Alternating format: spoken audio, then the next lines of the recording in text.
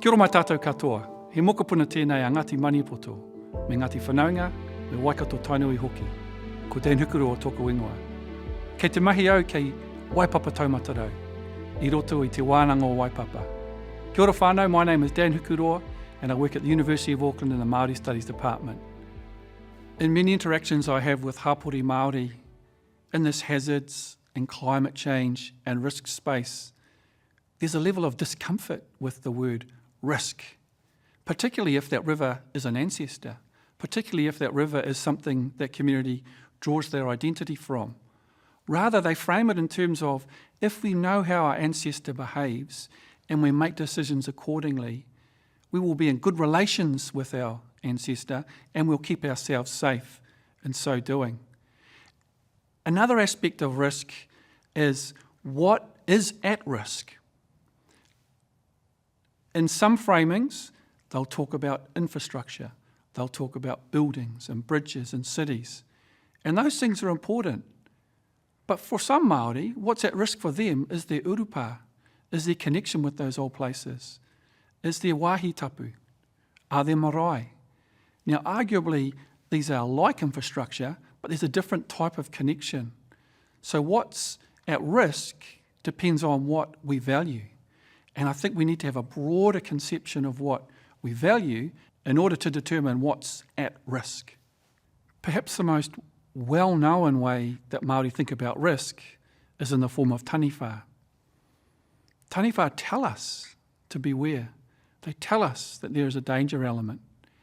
And often within the pūrākau, within the story surrounding that taniwha, it will talk both about the natural phenomena that occur there, and then the policy of keeping us safe is in that element of he taniwha, be careful. And so from a risk analysis and a risk framework, I think taniwha are a really good one. What we then need to bear in mind is, where are the taniwha around Aotearoa, New Zealand, alongside our rivers, in our coastal zones, that are likely to be places where through climate change and sea level rise and that increased storm frequency and magnitude, where those taniwha will manifest first. That can be a great starting point for managing for and adapting to climate change. The stream of Waipapa in Matata, a small village in the Bay of Plenty, it experienced a flash flood in 2005. Of the dozen or so houses that were impacted by that flood, no marae were impacted.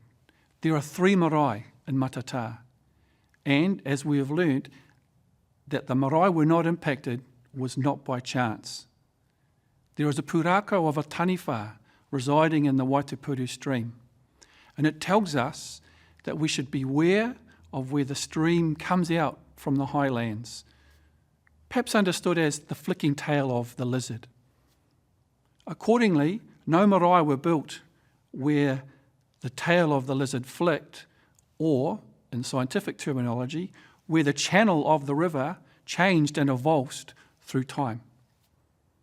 Through this knowledge, our people were kept safe. Accordingly, the opportunity from mātauranga is that if we know where to build, or more importantly, where not to build, we're ensuring that we don't create future disasters. As the nation grapples with the challenge of climate change, and as we draw from science, and as we draw from mātauranga Māori, there is amazing opportunity that comes through bringing that knowledge system together. But we need to be careful to not assume that mātauranga is the same as science. Mātauranga is of that place. We can't universalise it. So what is being done well is communities are being empowered to say, here's our mātauranga for this place. How might we use that in planning documents? Many iwi are now including climate change statements in their iwi management plans. This is an amazing step forward, and the nation will benefit from it through those centuries of observations and anticipating and looking at where change has occurred in the past and hence where it may occur in the future, in what form that change might occur and where that change might occur. To me, those are the real amazing opportunities that are right in front of us. There's much work in different societies and technical places where people have now seen the value of mātauranga, We just need to be careful that we can't look to universalise it and take what's known from one place and then assume it's the same everywhere else. Arguably, that's another one of the benefits that mātauranga brings, is that it's knowledge of place. It knows what has happened there and never tries to be anything more than that. Au nō reira, kia koutou katoa e mātakitaki mai, nei rā te mihi, nei rā te mihi, nei rā te mihi, kia ora mai tātou katoa.